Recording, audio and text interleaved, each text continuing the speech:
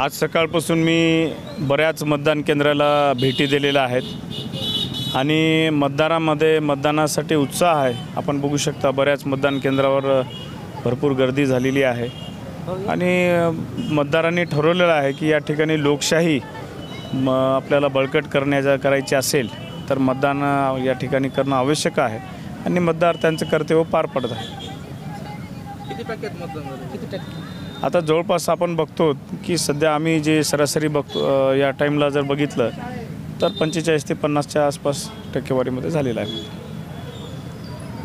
सकाळी मतदान सुरू झालं तेव्हापासूनच नांदेड उत्तर विधानसभा मतदारसंघामध्ये सर्व मतदारांचा मतदानासाठी फार उत्स्फूर्त प्रतिसाद आहे।